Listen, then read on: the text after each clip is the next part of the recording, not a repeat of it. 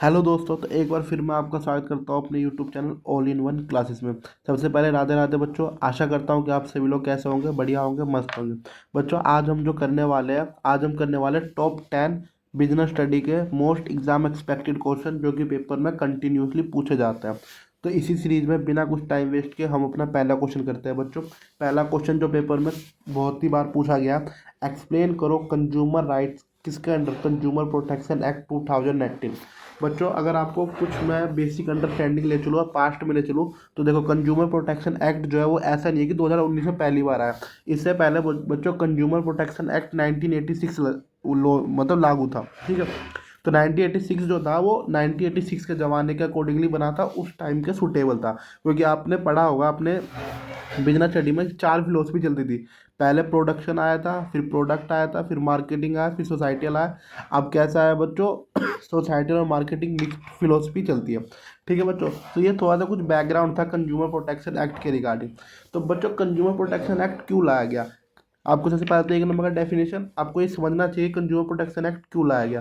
तो सबसे पहले बच्चों, मॉडल चैलेंजेस जैसे ई कॉमर्स प्लेटफॉर्म आ गए, ठीक है, मिसलीडिंग डिजिटल एडवर्टीजमेंट हो रही है, इन सभी से कंज्यूमर को प्रोटेक्ट करने के लिए बच्चों कंज्यूमर प्रोटेक्शन एक्ट 2019 ला गया। जिसमें किसको रिप्लेस कर दिया बच्चों, कंज्यूमर प्रोटेक्शन एक्ट 1986 को क्या कर दिया, रिप्लेस कर दिया, ठीक है बच्चों। तो एक तो पहले बात, आप एक नंबर का डेफिनेशन तो ये लिख के आओगे कि consumer protection act replace the consumer protection act 1986। क्यों रिप्लेस किया गया, ताकि मॉडर्न चैलेंजेस, जो भी नए नए चैलेंजेस आए आज के टाइम पे, जैसे कि ई कॉमर्स प्लेटफॉर्म आ गया, ठीक है, और जैसे जैसे डिजिटली वो दुनिया आ रही है, सोशल सोशल प्लेटफॉर्म आ रहे हैं, उन सभी पे मिसलीड करने वाले एडवर्टीजमेंट से रोकने के लिए, ठीक है बच्चों।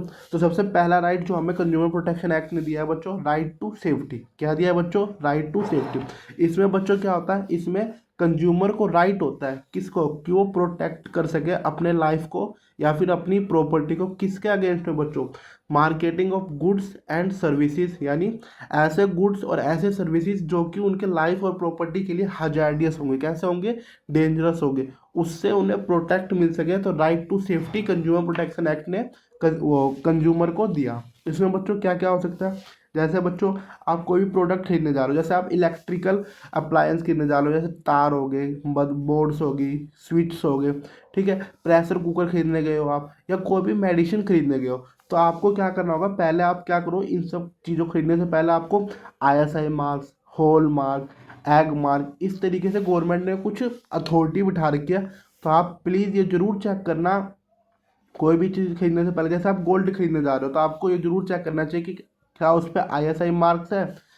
आप आप फूड प्रोडक्ट खरीदने जा रहे हो, तो जरूर चेक करना क्या उस पर फूड प्रोडक्ट का FSSAI का मार्क्स है।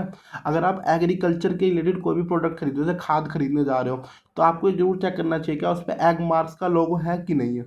ये बच्चों किसी की निशानी होती है, किसी का सिंबल होता है कि वो प्रोडक्ट जो आप खरीद रहे हो वो आपकी लाइफ के लिए और आपकी प्रॉपर्टी के लिए बिल्कुल भी खतरनाक नहीं है, ठीक है बच्चों। तो ये होता है हमारा right to safety.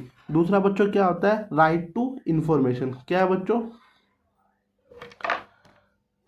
Right to information. इसमें बच्चों क्या, इस राइट टू इंफॉर्मेशन में कंज्यूमर को राइट दिया है, यानी कंज्यूमर प्रोटेक्शन एक्ट 2019 में कंज्यूमर को ये राइट दिया गया कि कंज्यूमर को पता होना चाहिए कि जो भी गुड्स और जो भी सर्विस वो खरीद रहा है उसकी क्वालिटी कैसी है, उसमें क्वांटिटी कितनी है, क्या वो 1 किलोग्राम का पैकेट है, आधी किलोग्राम का पैकेट है, 1.5 किलोग्राम का पैकेट है, क्या है उसमें, उसकी प्योरिटी कैसी है, उसका स्टैंडर्ड कैसा है, क्या वो लो ग्रेड प्रोडक्ट है, हाई ग्रेड प्रोडक्ट है, प्राइस क्या है उस प्रोडक्ट की, ठीक है। जो भी आप क्या कर रहे हो, गुड्स खरीद रहे हो या फिर कोई भी आप सर्विस खरीद रहे हो, जैसे मान लो बच्चों आप एक लैपटॉप खरीदने गए, ठीक है, तो आप क्या क्या चेक करोगे, तो क्वालिटी चेक करोगे। क्वालिटी कैसे चेक करोगे, आप ये देखोगे कि वो किस कंपनी का है, जैसे HP का है, आसूस का है, और कौन सी कंपनी आती है, और आती है MI हो गया, और भी जो जो कंपनी है, आप देखते हो कि इन सब, जब भी इन सब के नाम कंपनी देखते हो तो आपको पता चलता है नहीं ये क्वालिटी बढ़िया है। फिर बच्चों क्वांटिटी पे भी डिपेंड करता है, अगर आप मान लो एक कंपनी खोलने जा रहे हो तो आपको 15-20 क्वांटिटी मात्रा में क्या चाहिए, लैपटॉप चाहिए होता है।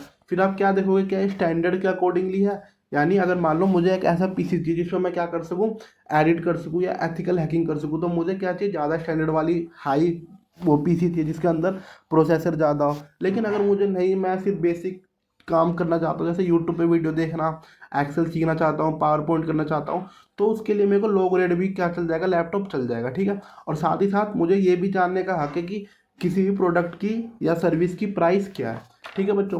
तो राइट टू बी इंफॉर्मेशन देने का पर्पज़ क्या है, क्योंकि हर कोई भी जो राइट आपको दिया जाता है कॉन्स्टिट्यूशनली, उन सभी का बच्चों क्या होता है, एक पर्पज़ होता है। तो बच्चों राइट टू बी इंफॉर्मेशन का पर्पज़ क्या था कि आपको अनफेयर ट्रेड प्रैक्टिस और मिसलीडिंग एडवर्टीजमेंट से बच्चों क्या करना, बचाना। जैसे कि बच्चों आपको फूड पैकेजिंग, जब भी आप कोई ऐसा प्रोडक्ट खरीदते हो, यानी खाना खाने वाले जब भी आप प्रोडक्ट खरीदते हो, तो आपको ने ये देखा होगा उसमें इंग्रेडिएंट लिखा होता है, यानी क्या क्या इंग्रेडिएंट इस प्रोडक्ट में डाला गया है। इसमें न्यूट्रिशन वैल्यू लिखी जाती है, जैसे फैट कितना है, प्रोटीन कितना है, विटामिन कितना है। इसमें एक्सपायरी डेट लिखा जाता है, इसमें मैन्युफैक्चरिंग डेट लिखा जाता है, ठीक है। क्यों? क्योंकि ये बच्चों आपको जानना जरूरी है, ठीक है। ये आपका अधिकार है, आपको पता होना चाहिए कि इस कोई भी प्रोडक्ट है इसकी एक्सपायरी इस डेट है, इस डेट तक है, या फिर इस प्रोडक्ट को इस तारीख को बनाया गया, ताकि उसके हिसाब से आप क्या लगो, एक गुड डिसीजन को ले सको, ठीक है बच्चों। तो तीसरा राइट जो भी हमें कंज्यूमर प्रोटेक्शन एक्ट ने दिया बच्चों, राइट टू चूज। बच्चों कौन सा राइट दिया, राइट टू चूज दिया हमें। इस वाले राइट में बच्चों क्या दिया, इस वाले राइट के अकॉर्डिंगली एक कंज्यूमर जो है मस्ट भी क्या हो सकता है, एश्योर्ड हो सकता है access to a variety of goods and service at a competitive price. मतलब बच्चों राइट टू चूज ही हमें अधिकार देता है। आप एक दुकान में जाओ कपड़ा खरीदने के लिए, आपने देखा होगा कि आप क्या करते हो, दुकानदार से सारे कपड़ा क्या वो खुलवा लेते हो कि भैया ये भी दिखा दो, भैया ये भी दिखा दो, भैया ये भी दिखा दो, ठीक है।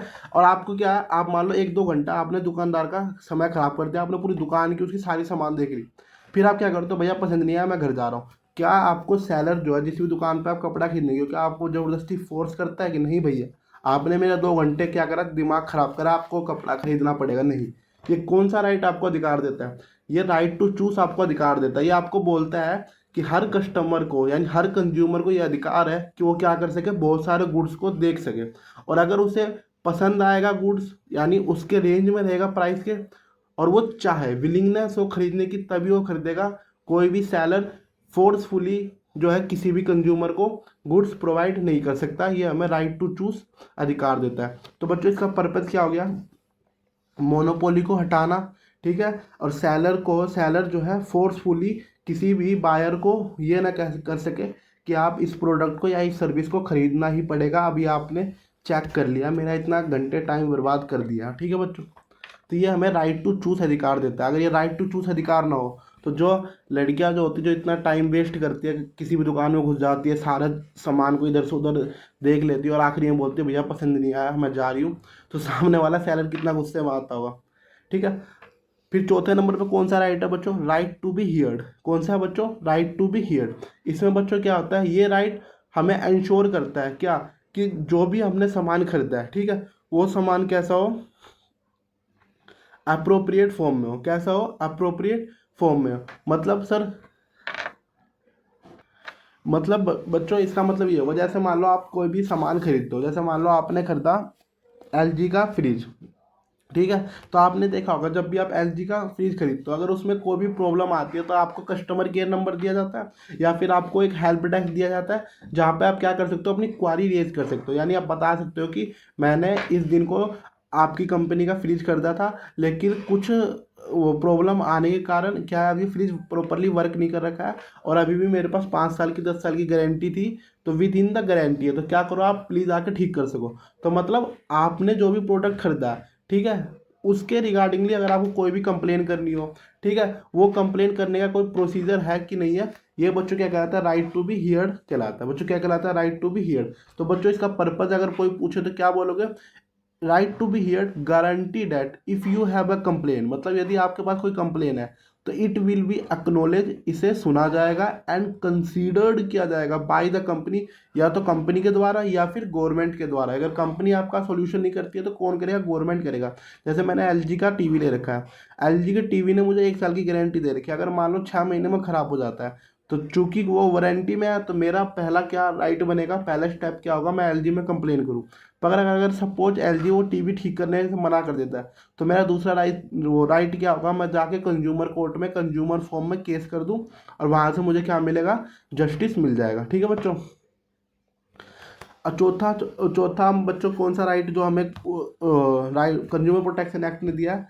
चौथा पांचवा राइट है बच्चों, right to be seek redressal. बच्चों कौन सा है? Right to be seek redressal. इसमें बच्चों यही कहा गया कि अगर आपका एक्सप्लॉइटेशन हुआ, यानी आपको यूज किया गया, आपके साथ धोखाधड़ी की गई है, या फिर आपको गलत इंफॉर्मेशन देके यानी फॉल्स इंफॉर्मेशन प्रोवाइड करा के किसी भी प्रोडक्ट सर्विस को बेचा गया, तो आपके पास राइट है, आप क्या कर सकते हो? कंज्यूमर कोर्ट में जाके कंप्लेन कर सकते हो। ठीक है। कंज्यूमर कोर्ट तीन तरह के होता है बच्चों, डिस्ट्रिक्ट लेवल पे होता है, नेशनल लेवल पे भी होता है। एक तो डिस्ट्रिक्ट लेवल पे होगा, एक पूरे नेशनल लेवल पे होगा, एक बच्चों स्टेट लेवल पे होगा। ठीक है। जैसे बच्चों राइट टू बी सिग्नेचर में क्या क्या रेमेडीज मिल सकती है? सबसे पहला, कोर्ट कह सकता है कंपनी को कि आप क्या करो, इसके डिफेक्ट जो भी इस प्रोडक्ट में है उसको क्या कर दो, खत्म कर दो, रिमूव कर दो। अगर ये पॉसिबल नहीं हुआ तो कोर्ट कहेगी कि आप क्या करो, इस प्रोडक्ट के बदले नया प्रोडक्ट प्रोवाइड कर दो, यानी रिप्लेसमेंट ऑफ गुड्स करो। अगर ये भी पॉसिबल नहीं हुआ तो कोर्ट क्या ऑर्डर देगी कि आप क्या करो, इसने जितना प्राइस में ये प्रोडक्ट खरीदा था आप इस प्राइस में क्या कर दो, रिफंड कर दो। ठीक है। और आखिरी में बच्चों, जो भी कुछ आपका नुकसान हुआ है, इसके साथ साथ जो भी कुछ आपका नुकसान हुआ है या फिर कोई भी प्रकार का आपको इंजरी हुई है उसके कारण, तो वो भी क्या करेगी, कंपनी आपका भुगतान करेगी। जैसे मान लो बच्चों आपने हॉकिंस का कुकर खरीदा, पर क्या हुआ, वो फट गया। ठीक है। नया ना खरीदा, विद इन वारंटी में था, लेकिन वो फट गया। तो देखो, एक तो फट गया तो रिप्लेसमेंट ऑफ गुड्स प्रोवाइड करेगी हॉकिंस की कंपनी। साथ ही साथ अगर आपको कोई इंजरी हुई है या आपका घर का छत फट गया तो उसका भी क्या करेगी, कंपनसेशन प्रोवाइड करेगी। ये कौन सा राइट आपको देता है? Right to be seek redressal देता है। और आखिरी में बच्चों, राइट टू कंज्यूमर एजुकेशन, यानी कंज्यूमर को भी क्या रहना चाहिए, अवेयरनेस रहना चाहिए, यानी कंज्यूमर को भी क्या रहना चाहिए, इन्फॉर्म रहना चाहिए ऐसे मिसलीडिंग एडवर्टीजमेंट से। ठीक है। फॉल्स लीडिंग एडवर्टीजमेंट से। ठीक है बच्चों। तो ये बच्चों कहलाता है right to be consumer awareness. बच्चों ये तो कंज्यूमर के राइट्स थे, किसके प्रोस्पेक्टिव से, कंज्यूमर के। पर हमारी कुछ रिस्पॉन्सिबिलिटी भी बनती है। हालांकि अभी तक पेपर में नहीं पूछा गया, पर चूंकि हम कर ही रहे हैं क्वेश्चन को, तो इसका दूसरा क्वेश्चन जिसकी पॉसिबिलिटी बनती है वो भी कर लेते हैं। बच्चों अगर राइट पूछेगा तो आप ये 6 राइट बताओगे, लेकिन अगर रिस्पॉन्सिबिलिटी पूछेगा तो आप क्या क्या बताओगे कि कंज्यूमर की क्या रिस्पॉन्सिबिलिटी बनती है किसी भी प्रोडक्ट या सर्विस को खरीदते वक्त, अवेल करते वक्त। बच्चों सबसे पहली रिस्पॉन्सिबिलिटी क्या होती है? Always ask for a cash memo, यानी अगर आप कुछ भी प्रोडक्ट खरीदते हो तो हमेशा आप सामने वाले से बोलो, सर बिल काट के दो मुझे। मुझे आप अपनी कंपनी के हेड पेपर पे क्या करो, बिल काट के दो, जिसमें बाकायदा उसकी कंपनी का नाम, उसका फ़ोन नंबर, क्या प्रोडक्ट खरीदा, कितने प्राइस में खरीदा, और आखिरी में वो अपना सील करके देगा। ठीक है। अगर आपके पास ये एविडेंस रहेगा तो बहुत ही ईजी रहेगा आपको कंज्यूमर कोर्ट में जाने में, और आपको बड़ी जल्दी जस्टिस मिल जाएगा। दूसरा बच्चों, हमेशा प्रोडक्ट, कोई भी प्रोडक्ट खरीदते हुए, सोना खरीदते हो तो आईएसआई मार्क चेक करो। ठीक है। हॉल मार्क चेक करो। अगर आप कोई भी फूड प्रोडक्ट खरीदते हो तो एफएसएसएआई का मार्क चेक करो। एग्रीकल्चर प्रोडक्ट खरीदते हो तो एग्रो मार्क का क्या करो, सिंबल चेक करो। फिर बच्चों तीसरी रिस्पॉन्सिबिलिटी क्या होती है? कोई भी प्रोडक्ट खरीदने से पहले हमेशा उसकी एक्सपायरी डेट देखो। ठीक है। उस जितने किलोग्राम का आप प्रोडक्ट खरीद रहे हो तो हमेशा देखो क्या पैकिंग पे उतना वेट लिखा है, नहीं लिखा है। ठीक है। अगर उसके रिगार्डिंग मतलब जैसे कोई भी प्रोडक्ट है, जैसे अगर आप चावल का कट्टा खरीदते हो तो कट्टे पे लिखा होता है इस कट्टे को वो हुक्का भरने के लिए यानी धूम्रपान करने के लिए उपयोग ना करें, सेहत के लिए हानिकारक हो। क्या उस प्रोडक्ट पे कोई सी भी प्रकार की वार्निंग लिखी है? ठीक है। तो ये भी आपको क्या करना चाहिए, रीड लेवल केयरफुली, बहुत ही केयरफुली पढ़ना चाहिए। बी ऑनेस्ट, यानी खुद से भी क्या रखो, ऑनेस्ट रखो। ठीक है। ब्लैक मार्केटिंग नहीं करनी है या फिर फॉल्स एलिगेशन नहीं लगाना है। जैसे मतलब बीच में बहुत केस देखे गए थे, कोको कोला की कंपनी में बहुत सारे ऐसे केस ठोके गए हैं, मतलब लगाए गए हैं कि कोको कोला कंज्यूमर लेकर आता है, ठीक है, क्या करता है, सील खोल के उसके अंदर छिपकली रख देता था, और फिर बाद में वीडियो बनाता दिखाता कि देखो बच्चों मैंने सील खोला, और बाद में छिपकली लिख जाती, छिपकली निकाल के दिखाता था, और फिर उससे क्या करता था, कोको कोला कंपनी पे केस करके पैसों की डिमांड करने लगा था। तो आपको क्या ऑनेस्ट होना पड़ेगा। और बच्चों आखिरी में फाइल अ कंप्लेंट, अगर आपके साथ फ्रॉड हुआ है, मिस एलिगेशन हुआ है, या आपको क्या कराया गया, वो मिसलीड इन्फॉर्मेशन दी गई है, तो हमेशा उस कंपनी के खिलाफ कंप्लेंट जरूर करें, क्योंकि अगर आज आप कंप्लेंट करेंगे तो कल को कोई और दूसरा कंज्यूमर ठगने से बच जाएगा। ठीक है। तो ये सब बच्चों क्या होती है, हमारी रिस्पॉन्सिबिलिटी होती है। पेपर में अभी तक तो नहीं पूछा गया, पर अगर पूछ ले तो आपको पता होनी चाहिए 5 पॉइंट आपको क्या लिखने हैं। Always ask for a cash memo, check quality mark, ठीक है। लेबल यानी रीड करो केयरफुली, यानी किसी भी प्रोडक्ट को यूज़ करने से पहले उसको पूरा पढ़ो। उस पर जो भी लेबलिंग लिखा जाता है वो ऐसे नहीं लिखा जाता, कंपनी ऐसी नहीं लिखती उस पर। जैसे सिगरेट पे लिखा होता है सिगरेट पीने से कैंसर होता है, सिगरेट की कंपनी की मर्जी नहीं है, कानून बना है, कानून आपको अधिकार दे रहा है, आपकी ड्यूटी बता रहा है आपको। हमेशा ऑनेस्ट रहो, 2-4 रुपए के पीछे अपनी क्या हो इज्जत को मतलब खिलवाड़ मत करो, ठीक है। और एक कंज्यूमर रैशनल कंज्यूमर बनो, अगर आपके साथ फ्रॉड हुआ है तो कंप्लेन जरूर फाइल करो, ताकि आपकी वजह से किसी और कंज्यूमर को ठगा ना जा सके। ठीक है बच्चों, आई होप आपको पहला क्वेश्चन बढ़िया से समझ आया होगा। तो इसी प्रकार अब हम चलते हैं अपने दूसरे क्वेश्चन की तरफ। जो दूसरा क्वेश्चन जो कि सबसे ज़्यादा बार पेपर में पूछा गया, principle of management by Fayol. Fayol ने जो जो प्रिंसिपल ऑफ मैनेजमेंट दिया उनके किसी 5 पॉइंट को समझाओ। बच्चों आपको नहीं पढ़ा होगा कि फेयोल के 14 प्रिंसिपल है। 14 के 14 प्रिंसिपल वो नहीं पूछ सकता पेपर में, क्योंकि वो फिर 10 से 12 मार्क्स का हो जाएगा, जितना कि पेपर में अलाउ नहीं है। आपके पेपर में मैक्सिमम 6 मार्क्स तक के क्वेश्चन पूछ सकता है, इसलिए उसने क्या 5 पॉइंट पूछे। तो 5 पॉइंट पढ़ने से पहले मैं आपको हेनरी फ्योल के बारे में कुछ बताना चाहता हूँ। हेनरी फ्योल जिन्हें बच्चों हम क्या कहते हैं, फादर ऑफ मॉडर्न मैनेजमेंट भी कहते हैं। अगर आपको एमसीक्यू में मिल जाए who is the father of modern management, तो आप क्या लिखोगे, हेनरी फ्योल। हेनरी फ्योल ने 14 प्रिंसिपल दिए हैं बच्चों, ठीक है। और इन्होंने कब दिए है, ड्यूरिंग द 20th सेंचुरी, यानी 20वीं शताब्दी के अराउंड में इन्होंने 14 प्रिंसिपल दिए थे, ठीक है। हेनरी जो फ्योल जो थे, जो इन्हें हम मॉडर्न मैनेजमेंट का फादर कहते हैं, उनका गोल क्या था, यानी उनका पर्पज़ क्या था, उन्होंने क्यों 14 प्रिंसिपल दिए। उन्होंने ये बताया कि किस तरीके से एक मैनेजर वो इंटरेक्ट करेगा, यानी कैसे एक मैनेजर जो है सिस्टमेटिक तरीके से अपने टीम मेंबर के साथ काम करे, ताकि क्या हो सके, मैक्सिमाइज एफिशिएंसी, उसकी एफिशिएंसी जो है कंपनी की एफिशिएंसी को क्या करे, मैक्सिमाइज कर सके, यानी कंपनी को प्रॉफिटेबल बना सके। ठीक है बच्चों, मैं आपको एक बार 14 का 14 प्रिंसिपल के नेम बता देता हूँ, फिर आपको किसी भी 5 पॉइंट के बारे में डिटेल में बता दूंगा। तो सबसे पहला प्रिंसिपल जो दिया था बच्चों, डिवीजन ऑफ वर्क। दूसरे नंबर पर जो दिया था उसने अथॉरिटी एंड रिस्पॉन्सिबिलिटी। तीसरे नंबर पर बच्चों डिसिप्लिन क्या होता है। चौथे नंबर पे यूनिटी ऑफ कमांड क्या होता है। पांचवें नंबर पे यूनिटी ऑफ डायरेक्शंस क्या होते हैं। छठे नंबर पे सब ऑर्डिनेट ऑफ इंटरेस्ट क्या होते हैं। सातवें नंबर पे बच्चों रेमुनरेशन। आठवें नंबर पे सेंट्रलाइजेशन। नौवें नंबर पे स्केलर चेन। 10वें नंबर पे ऑर्डर। 11वें नंबर पे बच्चों इक्विटी क्या होती है। 12वें नंबर पे स्टेबिलिटी ऑफ टेन्योर। 13वें नंबर पे इनिशिएटिव। और चौथे नंबर पे बच्चों एस्पिरिट डी कॉप्स। ठीक है, तो ये बच्चों के 14 के 14 प्रिंसिपल, आपको किन्हीं भी 5 के ऊपर देना है। तो मैंने बच्चों शुरू के 5 जो भी बुक में थे मैंने उठा लिया अपनी आंख बंद करके। ऐसी कोई बात नहीं कि यही 5 आपको लिखना है, आपको जिसमें भी इजी हो वो आप लिख सकते हो। तो सबसे पहले बच्चों डिवीजन ऑफ वर्क, इसमें क्या होता है, इसमें हेनरी फ्योल ने कहा कि task are divided among specialist to increase efficiency and output through expertise. मतलब सर हेनरी फ्योल के अकॉर्डिंगली किसी भी काम को जो है आप क्या करो, छोटे छोटे हिस्सों में बांट दो और प्रत्येक छोटा हिस्सा एक आदमी को पकड़ा दो। इससे क्या होगा, वो आदमी हर दिन उस काम को करेगा, इससे वो उसमें क्या हो जाएगा, एक्सपर्टाइज हो जाएगा।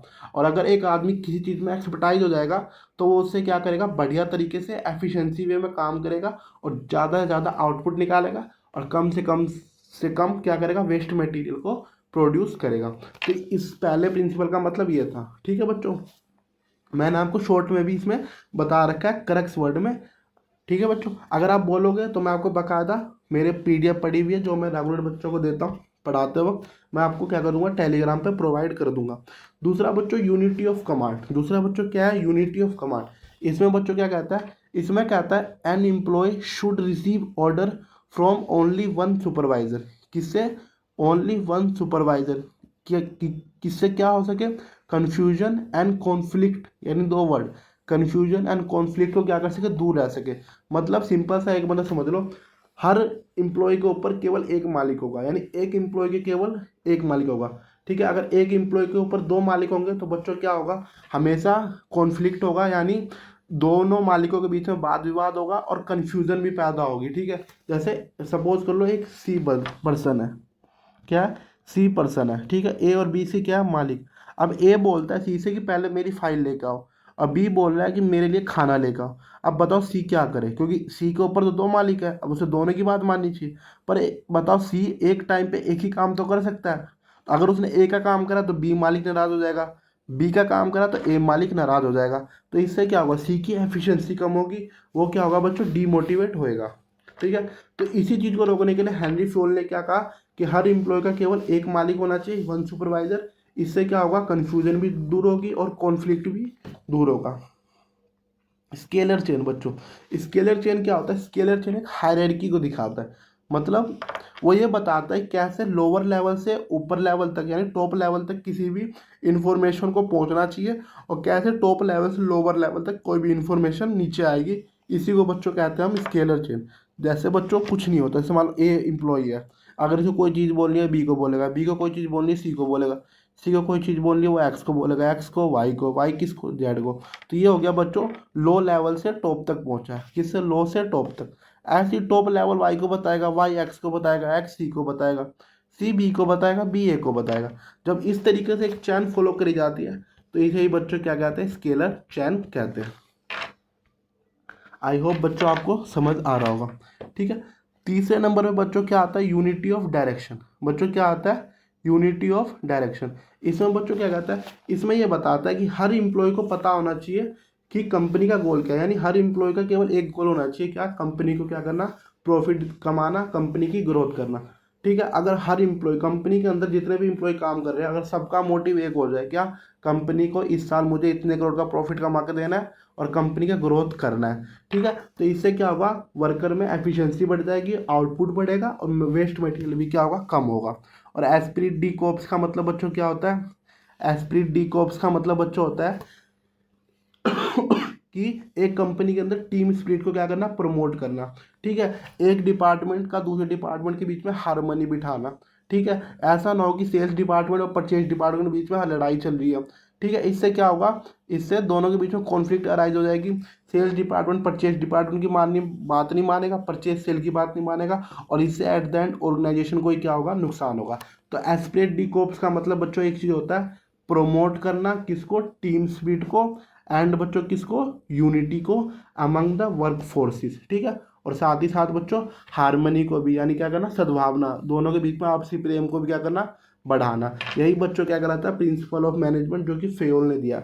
मैंने किसी 5 टॉपिक पे पढ़ाया, अगर आपको चाहिए कि नहीं सर आप इस टॉपिक पे यानी इस वाले प्रिंसिपल का भी एक डिटेल एक्सप्लेनेशन बता दो, तो प्लीज़ कमेंट सेक्शन में बताना, मैं आपको उस पर भी क्या करूँगा, एक डिटेल वीडियो बना दूंगा। तो बच्चों बिना कुछ टाइम वेस्ट किए हुए अब हम चलते हैं अपने तीसरे क्वेश्चन की तरफ, जो कि बच्चों क्या है, एक्सप्लेन करो the staffing process. Sir process तो सब प्लानिंग में भी है, ऑर्गेनाइजिंग में भी है, स्टाफिंग में है, तो स्टाफिंग से ही क्यों लिया, क्योंकि बच्चों स्टाफिंग प्रोसेस क्या है, एक बहुत ही इंपॉर्टेंट प्रोसेस होता है। क्योंकि इसमें क्या होता है, इसमें आपका 2-3 तरीके से टेस्ट लिया जाता है एम्प्लॉय का, तब जाकर उसे हायर करा जाता है। ठीक है, और साथ ही साथ क्या किया जाता है, इसमें on the job, of the job training, यानी थोड़े थोड़े से अटपटे से कॉन्सेप्ट पे, जिसके कारण क्या एग्जामिनर आपके दिमाग से यहाँ पे खेल सकता है। ठीक है, तो बिना कुछ टाइम वेस्ट किए हुए ठीक हम इस प्रोसेस को भी क्या है, बिल्कुल इजी वे में समझने की कोशिश करेंगे। तो बच्चों स्टार्ट करते हैं इस वाले क्वेश्चन को भी। तो बच्चों स्टाफिंग प्रोसेस, इससे मतलब क्या समझते हो आप बच्चों, स्टाफिंग प्रोसेस का मतलब बच्चों होता है फिलिंग करना, क्या करना, फिलिंग करना एंड फाइल करना the position in the organisation structure. मतलब सर आपने क्या भारी भरकम वर्ड बोल दिया। स्टाफिंग का प्रोसेस का मतलब एक चीज़ होता है बच्चों, किसी भी ऑर्गेनाइजेशन के अंदर जितने भी खाली पद है, यानी जितने भी खाली पोस्ट है, ब्लैंक पोस्ट है, उन सभी के क्या करना, फिल करना, उन सभी पे भरना, उन सभी पे आदमी को बिठाना, ही बच्चों क्या कहलाता है, स्टाफिंग प्रोसेस कहलाता है। तो इसका मतलब क्या, अरे क्या नत्थु पहले जो भी गली में घूम रहा है, सब बच्चे जो भी कंपनी के बाहर घूम रहा है, क्या सबको भर ले जिसकी भी जरूरत होती, नहीं। स्टाफिंग का दूसरा मीनिंग बच्चों होता है पुटिंग द राइट पर्सन। दोबारा लिख लेना बच्चों, putting the right person, right job, right time, 3 चीज़ बोला बच्चों मैंने। राइट पर्सन यानी सही पर्सन को, राइट जॉब सही जॉब पे, एंड राइट टाइम और सही टाइम पे रखना ही क्या कहलाता है, स्टाफिंग कहलाता है। अगर ये 3 वर्ड भी आप लिख देते हो अपने डेफिनेशन में, तो आपने क्या करा, 4 स्टार प्राप्त कर लोगे, आपका डेफिनेशन पूरा हो जाएगा। कोई भारी भरकम वर्ड लिखने की जरूरत नहीं है, कोई लंबा चौड़ा देने की जरूरत नहीं है। एग्जामिनर सिर्फ आपसे वर्ड ढूंढना चाहता है, क्या क्या आपने अपने मीनिंग में वो वर्ड लिखा है जो एग्जामिनर चाह रहा है आपसे। अगर लिखा है वेल एंड गुड, नहीं तो आप रामायण महाभारत सब लिख सकते हो अपने पेपर में, नंबर आपको उतने ही मिलने, 1 से 2 नंबर। तो बच्चों आपको अपनी डेफिनेशन में क्या लिखना है, staffing means putting the right person, सही पर्सन को, राइट जॉब पे राइट टाइम पे रखना ही स्टाफिंग कहलाता है। ठीक है, आई होप आपको समझ गया होगा स्टाफिंग का मीनिंग, पर हमें यहाँ पे मीनिंग पे नहीं खेलना, हमें यहाँ पे प्रोसेस पे खेलना है। तो बच्चों स्टाफिंग प्रोसेस में सबसे पहला होता है बच्चों क्या, एस्टिमेशन ऑफ रिक्वायरमेंट। मतलब बच्चों हायर करने से पहले, यानी किसी भी एम्प्लॉय को हायर करने से पहले HR department, human resource department होता है जो स्टाफिंग प्रोसेस को कंट्रोल करता है। ठीक है, वो क्या करता है, वो ऑर्गेनाइजेशन में डिटरमाइन करेगा, पता करेगा कि हाउ मैनी पीपल वर्क, यानी प्रेजेंट में कितने लोग मेरे कंपनी में काम कर रहे हैं। ठीक है, and what qualification they should have. ठीक है, और कितने पोजीशन पे क्या है काम नहीं कर रहे हैं। ठीक है, जिस पोजीशन पे लोग काम नहीं कर रहे हैं उस पोजीशन के लिए क्या कुछ क्वालिफिकेशन चाहिए। जैसे बच्चों अगर अकाउंट डिपार्टमेंट में एक पोस्ट खाली है अकाउंटेंट की, ठीक है, तो आप एक बात बताओ, अकाउंटेंट पे कैसे वर्कर को रखना चाहिए, जिसको कॉमर्स की नॉलेज हो, जिसको ये पता हो कि जनरल एंट्री कैसे पास की जाती है, परचेस एंट्री क्या होता है, सेल एंट्री क्या होता है, कॉन्ट्रा एंट्री क्या होता है, ठीक है, पेमेंट कब करते हैं, रिसिप्ट एंट्री क्या होता है, सन्डी डेटर क्या होता है, सन्डी क्रेडिटर क्या होता है। क्या किसी साइंस वाले बच्चों को रख सकते हो उसकी जगह? क्या वो कर पाएगा? नहीं सर, वो नहीं कर पाएगा। वहीं आप दूसरी तरफ आ जाओ, वो सेल्स डिपार्टमेंट में आ जाओ। सेल्स डिपार्टमेंट में मैनेजर की पोस्ट खाली है, क्या सेल्स डिपार्टमेंट में मैं एक अकाउंटेंट को रख दूं, क्या वो सेल्स डिपार्टमेंट संभाल पाएगा? नहीं सर, क्योंकि सेल्स डिपार्टमेंट के लिए अलग क्वालिफिकेशन स्किल्स चाहिए।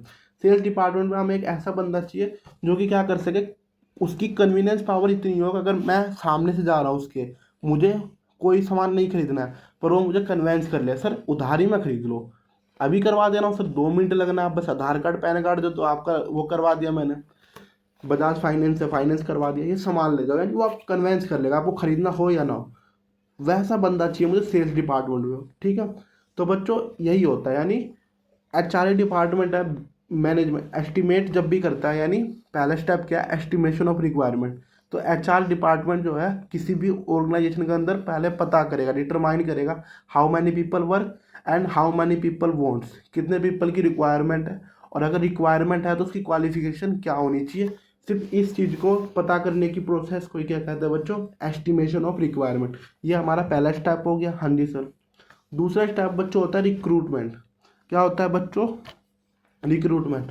रिक्रूटमेंट का मतलब होता है बच्चों, एक ऑर्गेनाइजेशन सर्च करेगा। ये नहीं है कि आपको, जैसे मान लो अकाउंटेंट बंदा चाहिए तो आपको अकाउंटेंट ऐसे ही आपकी फैक्ट्री का बाहर पड़ा हुआ मिल रहा है, नहीं, आप एक कंपनी को ढूंढना पड़ता है इस तरह का अकाउंटेंट बंदे को ढूंढने के लिए। ठीक है, तो रिक्रूटमेंट में बच्चों मतलब क्या होता है, recruitment means when the organisation search, किसको, अ क्वालिफाइड एम्प्लॉय को, ठीक है, एंड इनकवरेज करना देम टू अप्लाई, और क्या करना, ढूंढना ही नहीं, साथ ही साथ उसके अंदर एनकवरेज करना, यानी प्रोत्साहन करना कि वो इस अप्लाई के लिए क्या करे, इस जॉब के लिए अप्लाई करे।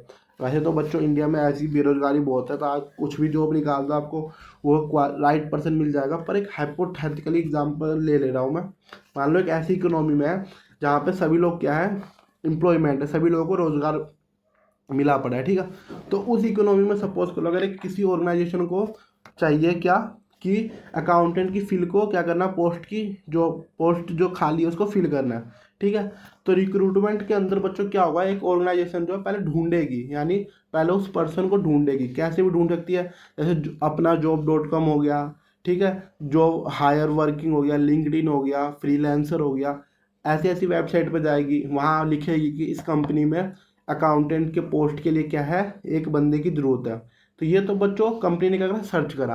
अब एक बात बताओ, क्या कंपनी लिख देगी और मैं चला जाऊँगा मुंह उठा के? नहीं, मेरे को क्या चीज़ें मोटिवेट करेगी कि मैं इस कंपनी में काम करूँ? बच्चों सैलरी। कंपनी साथ ही साथ क्या बोलेगी, इस कंपनी में एक अकाउंटेंट को 50,000 रुपये सैलरी मिलेगी।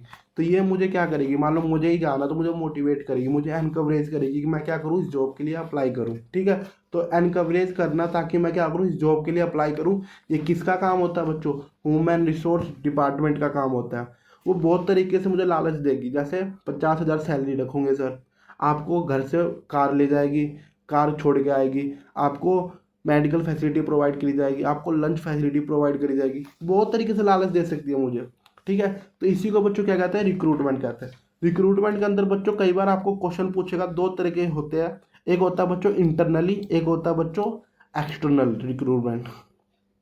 इंटरनल रिक्रूटमेंट बच्चों, जब मतलब ये मान लो कंपनी के अंदर ही, जैसे मान लो HR वाले जाएगा सेल्स, कंपनी के अंदर ही किसी को बोलेगा क्या, किसी के जान पहचान में कोई अकाउंटेंट है क्या, किसी को लगता है कि उसके जान पहचान में एक बढ़िया अकाउंटेंट है और वो काम कर सकता है, अगर हाँ तो कल लेके आ जाना, मैं इंटरव्यू लूँगा, अगर वो पास हो जाएगा तो मैं उसे रख लूँगा।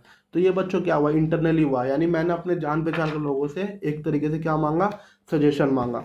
तो जब इस तरीके से मैं किसी पोस्ट को फिल करूँ तो बच्चों क्या कहलाएगा, इंटरनल कहलाएगा। और एक्सटर्नल बच्चों, जब मैंने आपको बताया अपना जॉब.com, फ्रीलांसर हो गया, लिंक्डइन हो गया, सोशल मीडिया का उपयोग करूँ, कैंपस प्लेसमेंट करूँ, बड़ी बड़ी मात्रा में होर्डिंग लगाओ। देखते हो ना आप बाहर जब भी घूमने जाते हो तो आपको एडवर्टीजमेंट दिखेगा कि लड़के लड़कियों की जरूरत है, सैलरी 50,000 रुपये।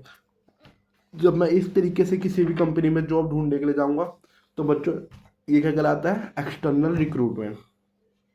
ठीक है, तो बच्चों रिक्रूटमेंट भी समझ गए, पहले नंबर पर समझ गए आप एस्टिमेट करना कितने वर्क एम्प्लॉय चाहिए, दूसरे नंबर पर उसे रिक्रूट करना। रिक्रूटमेंट में बच्चों आपको याद रखना इंटरनल होता है, एक्सटर्नल होता है। तीसरा बच्चों आता है सिलेक्शन प्रोसेस। सिलेक्शन प्रोसेस को बच्चों क्या कहते हैं, नेगेटिव प्रोसेस भी कहते हैं। सर नेगेटिव प्रोसेस क्यों कहते हैं, क्योंकि बच्चों इसी में सबसे ज़्यादा छटाई होती है। ठीक है, आज जैसे मान लो एक कंपनी बोलती है कि मुझे एक अकाउंटेंट का पोस्ट के लिए बंदा चाहिए, 1,000 लोग अप्लाई कर देते हैं, तो अब 1,000 लोगों को थोड़ी नौकरी देगी। तो क्या करेगी, सिलेक्शन प्रोसेस में क्या करती है कंपनी, 999 को भगा देगी, भागो यहाँ से। ऐसा होता नहीं है, पर मान के चल रहा हूँ मैं, सिलेक्शन में ही वो कर लेती है कि ओके डन है, आप आ जाओ, आप ही को नौकरी मिलेगी। ठीक है, तो सिलेक्शन प्रोसेस को बच्चों क्या कहता है, नेगेटिव प्रोसेस भी कहता है। इसको नेगेटिव प्रोसेस क्यों कहते हैं, मैंने आपको बता दिया, क्योंकि क्या करती है इसी प्रोसेस के दौरान क्या करती है company, most of the person को क्या कर देती है, जो भी फिट नहीं होता उनकी जॉब के लिए, उन्हें क्या कर देती है, बाहर का रास्ता दिखा देती है, उन्हें लेफ्ट कर देती है। ठीक है, तो सिलेक्शन प्रोसेस में बच्चों क्या क्या होता होगा, वही बच्चों सबसे पहले तो इनका रिज्यूमे मांगा जाता होगा। ठीक है, दूसरे नंबर पे उनका एप्टीट्यूड टेस्ट लिया जाता है, यानी बेसिक क्वेश्चन पूछे जाते होंगे, उन्हें ये पूछा जाता होगा जर्नल एंट्री से क्या समझते हो आप, सेल्स रजिस्टर से क्या समझते हो आप। ठीक है, फिर उनका बैकग्राउंड देखा जाता होगा, फिर उनसे रेफरेंस मांगे जाते हैं ना कि क्या कोई आप रेफरेंस दे सकते हो सबूत के तौर पे, जो ये है वो कबूल करे या गारंटी ले कि नहीं आप क्या हो, एक अब बढ़िया बंदे हो, आपको कोई भी क्रिमिनल रिकॉर्ड नहीं है। ठीक है, तो ये बच्चों कहा जाता है, सिलेक्शन प्रोसेस में करा जाता है। तो चौथे नंबर पर बच्चों क्या होता है, प्लेसमेंट एंड ओरिएंटेशन देना। प्लेसमेंट का मतलब बच्चों होता है कि आपने क्या करा, एक पर्सन जिसको आपने हायर कर लिया, यानी एक बार जो आपने कैंडिडेट सेलेक्ट कर लिया, यानी क्या दिया आपने, हाँ यू, यानी ABC पर्सन को क्या दिया कि हे अंकित आप क्या हो, इस जॉब के लिए सिलेक्ट हो गए हो। तो यानी जब मैं इस जॉब के लिए सिलेक्ट हो गया हूँ तो मुझे क्या प्रोवाइड करा जाएगा, मुझे एक पोस्ट प्रोवाइड करी जाएगी, यानी बताया जाएगा कि तुम्हारे अंडर ये 6-7 एम्प्लॉय काम करेंगे, तुम्हारा सीनियर ये होगा, यानी क्या कराना, इंट्रोड्यूस करवाना। ठीक है, तो ये क्या होता है, प्लेसमेंट में बच्चों क्या होता है, मुझे बताया जाएगा मेरा जॉब क्या है। ठीक है, जैसे मान लो मेरा जॉब है मैनेजर का, मुझे अकाउंटेंट में हेड मैनेजर बना दिया गया। ठीक है, और हेड मैनेजर का काम क्या होगा, जितने भी परचेज सेल इनवॉइस, ठीक है, GST की फुलफिलिंग, इनकम टैक्स की फुलफिलिंग, ROC फाइलिंग, ऐसे जितने भी काम है उन सभी को क्या करना, फुलफिल करना। ठीक है, तो ये तो होता है बच्चों प्लेसमेंट। ओरिएंटेशन क्या होता है बच्चों, ओरिएंटेशन का मतलब होता है इंट्रोडक्शन। अब पहले पहले दिन जाऊँगा, मुझे क्या पता मेरा सीनियर कौन है, मुझे क्या पता मेरा जूनियर कौन है। ठीक है, कल को पता चला पहले दिन ही मेरे साथ रैगिंग होगी, तो इस तरीके से रैगिंग ना हो कंपनी में। ठीक है, तो क्या करेगा मैनेजर, सबसे मिलवाएगा, मुझे बताएगा कि ये ABC पर्सन है, ये आपका जूनियर है, ये ABC पर्सन है, ये आपका सीनियर है। तो क्या करवाना, इंट्रोड्यूस करवाना, कि उन सबको क्या करवाएगा, ये अंकित है, ये आज से आपके नए मैनेजर है। ठीक है, क्या करना, बातचीत करवाना, ताकि मैं क्या करूँ, फील एक सेफर फील कर सकूँ, मुझे ऑकवर्ड सा ना लगे। ठीक है, आखिरी में बच्चों, अगर कंपनी की पॉलिसी है कि किसी भी एम्प्लॉय को रखने से पहले क्या प्रोवाइड करना, ट्रेनिंग प्रोवाइड करना, कुछ बेसिक ट्रेनिंग प्रोवाइड कराना कि कैसे कंपनी में काम होता है। ठीक है, कंपनी के सॉफ्टवेयर कैसे चलते हैं।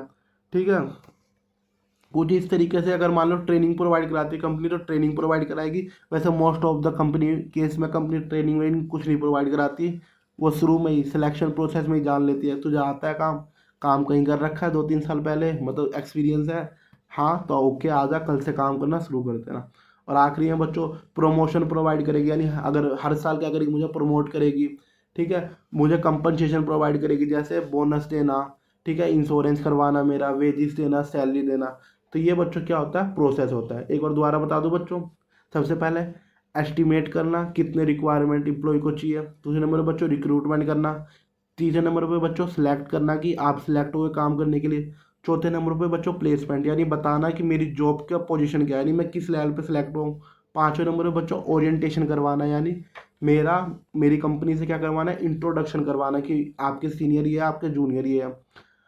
ठीक है। छठे नंबर पे बच्चों ट्रेनिंग करवाना, अगर आपको किसी प्रकार की ट्रेनिंग की जरूरत है, यानी कंपनी को लगता है कि आपको क्या करवाना है, ट्रेनिंग करवाना चाहिए, तो ट्रेनिंग करवाएगी। छठे नंबर पे बच्चों आपका प्रमोशन देगी।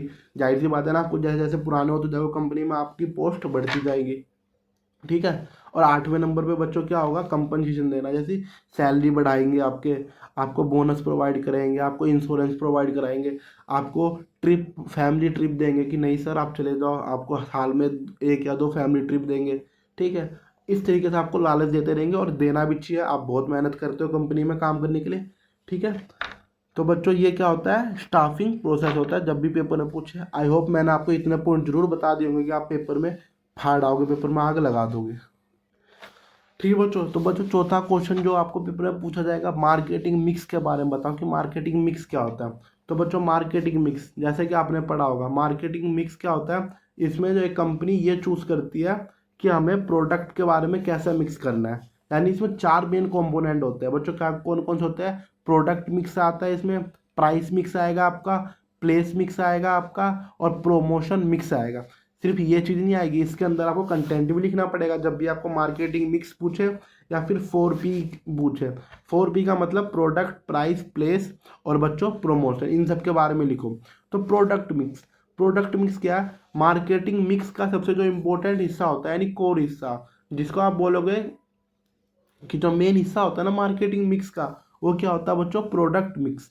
इसमें बच्चों क्या होता है, इसमें कंपनी बताती है, यानी कंपनी बताती है कि ये कंपनी क्या क्या ऑफर कर रही है कंज्यूमर को, यानी हो सकता है कि वो गुड्स ऑफर कर रही हो सकता है वो सर्विस ऑफर कर रही हो। जैसे बच्चों प्रोडक्ट मिक्स के अंदर आता है ब्रांडिंग करना, जैसे टाटा, मैगी, नेस्ले, इन्होंने क्या करा, अपना एक नाम बना रखा या अपना एक सिंबल बना लिया।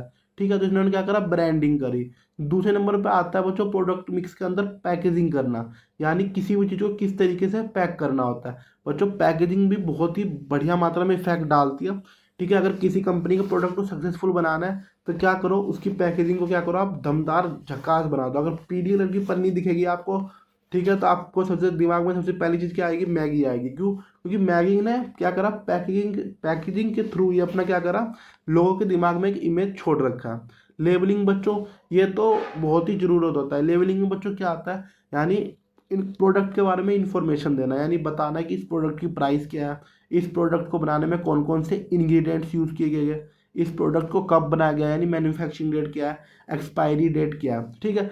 तो बच्चों जब भी 4P's आएगा, और 4P में भी प्रोडक्ट मिक्स पहले नंबर पर आएगा, तो आप क्या लिखोगे, प्रोडक्ट मिक्स में क्या आता है, प्रोडक्ट मिक्स रेफर करता है गुड्स और सर्विस जो भी ऑफर्ड किया जा रहा है, किसके द्वारा, बाय द फर्म के द्वारा। इसके अंदर बच्चों 3 चीज़ आप लिख के आ सकते हो, ब्रांडिंग, पैकेजिंग, लेबलिंग। ठीक है।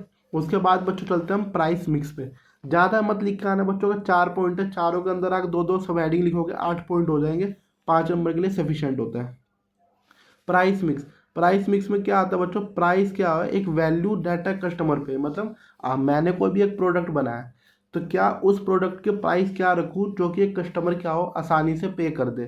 जैसे फरारी बनाई है, अब फरारी का प्राइस क्या रखूँ जो कस्टमर आसानी से पे कर दे। तो फरारी को उन्होंने सोचा कि मैं इसका प्राइस क्या रखूँ, ऐसा रखूँ जो सिर्फ अमीर लोग ही क्या करें, खरीद सके, इसलिए उन्होंने क्या रख दिया, 100 करोड़ रख दिया। ठीक है। मैंने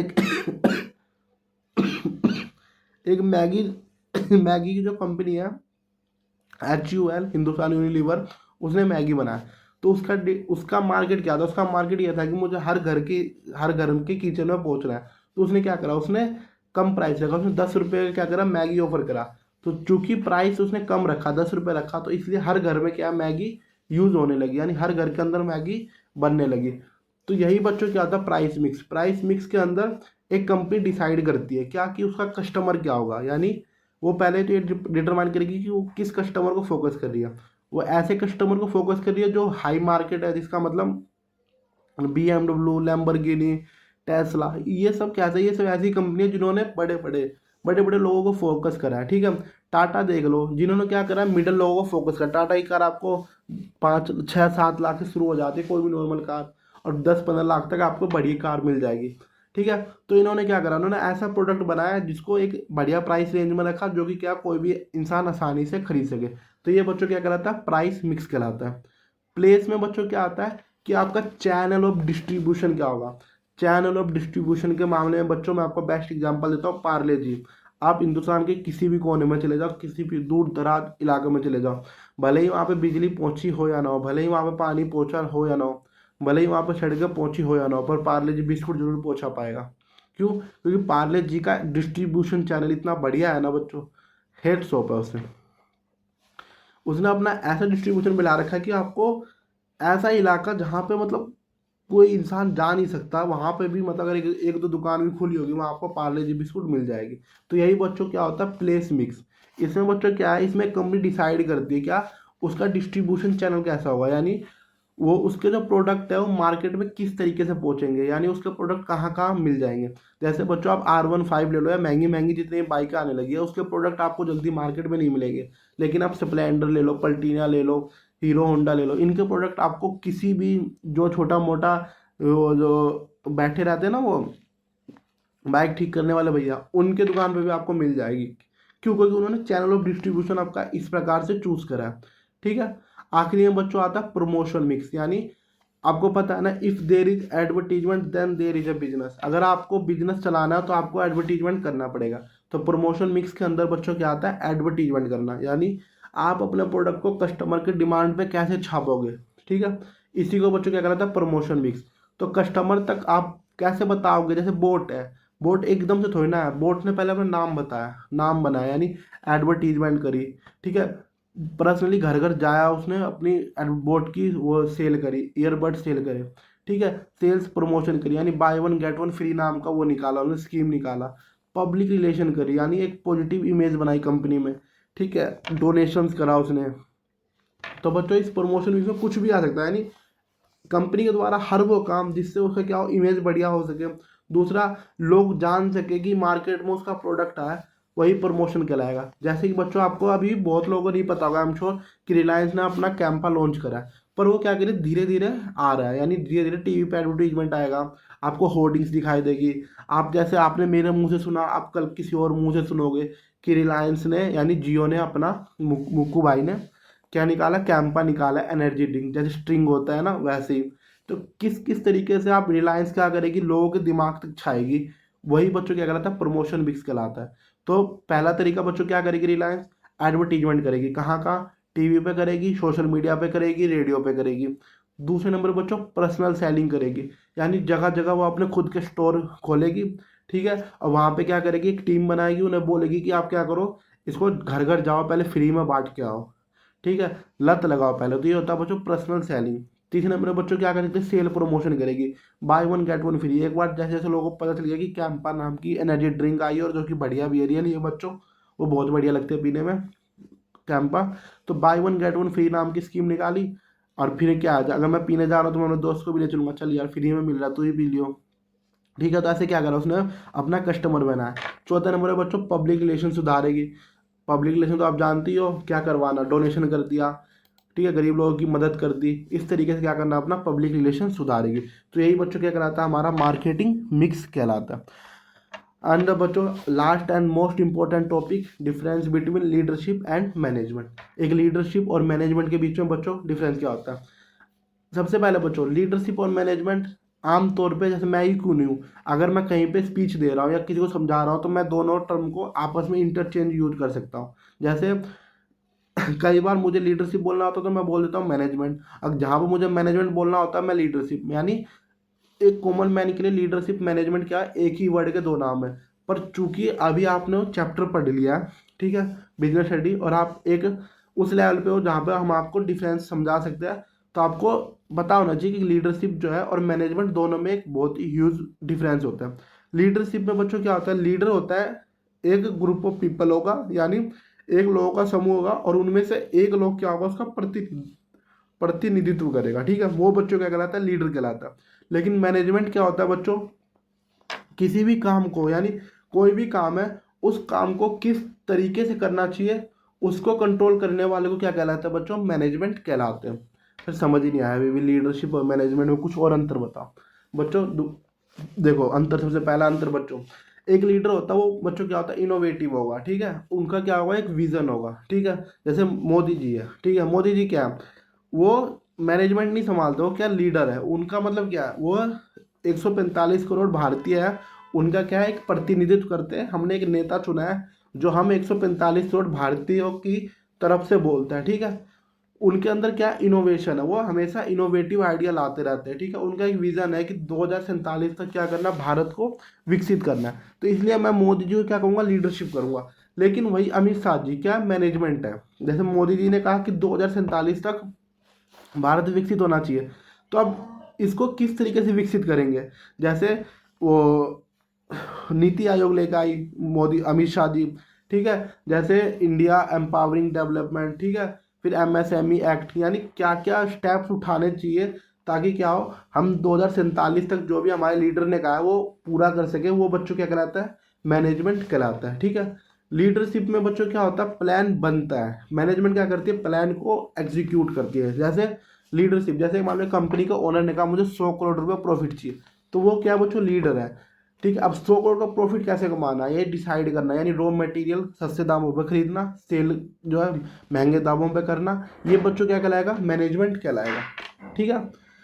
लीडरशिप क्या है, लीडरशिप पीपल को क्या करेगा, इन्फ्लुएंस करेगा। क्या करेगा, लोगों को इन्फ्लुएंस करेगा और अपना एक छवि छोड़ेगा, यानी उसकी क्या होगी, एक पावर होगी, उसके एक इशारे पर लोग जो है इकट्ठे हो जाएंगे। लेकिन मैनेजमेंट में क्या होता है, मैनेजमेंट में एक अथॉरिटी होती है, ठीक है। यानी मैनेजमेंट में भी पावर होती है मैनेजमेंट को, पर वो क्यों होती है, क्योंकि लोग वो हायरार्की में आपसे ऊपर होगा, ठीक है। अगर मान लो कल को मैं क्या करूं, मैनेजमेंट की बात ना मानूं, तो क्या करेगी मैनेजमेंट, ज़्यादा ज़्यादा मुझे बाहर निकाल देगी, कंपनी से निकाल देगी। लेकिन लीडर की बात ना मानने पे आपको पता है ना क्या हो सकता है, ईडी आपके घर पहुंच जाएगी। ठीक है बच्चों, लीडरशिप क्या है, लीडरशिप का एक और अंतर बताता हूँ, ये फ्यूचर ओरिएंटेड होता है। मतलब लीडरशिप जो होता है वो एक छोटे टर्म के लिए नहीं होता, उसका मकसद होता है बहुत बड़ा, फ्यूचर में एक बड़े लेवल पे क्या करना, विकास करना। जैसे 2047 तक भारत को दुनिया की दूसरी अर्थव्यवस्था है, पहली अर्थव्यवस्था बनाना, तो ये बहुत ही फ्यूचर ओरिएंटेड क्या हुआ, गोल हुआ। लेकिन क्या एकदम से बन जाएगा, नहीं। अभी हम पहले 5वें पे थे, लेकिन आज हम क्या हो गए, चौथे पे आ गए, यानी जर्मनी को हमने पीछे छोड़ दिया, ठीक है। जापान को सॉरी हमने पीछे छोड़ दिया, अब जर्मनी को पीछे छोड़ना है, फिर रशिया को पीछे छोड़ना है, फिर अमेरिका को पीछे छोड़ना है, फिर पहले नंबर पर आना है। तो ये बच्चों क्या है, ये एक मैनेजमेंट हो जाता है, ठीक है बच्चों। तो आई होप आपको समझ गया आ गया होगा कि एक लीडरशिप में और एक मैनेजमेंट में क्या अंतर होता है, ठीक है। अगर आपको वीडियो बढ़िया लगा तो प्लीज़ चैनल को लाइक एंड सब्सक्राइब जरूर करना। And for more videos please comment in the comment section कि अगले कौन से टॉपिक पे मैं वीडियो बनाऊं। थैंक यू बच्चों।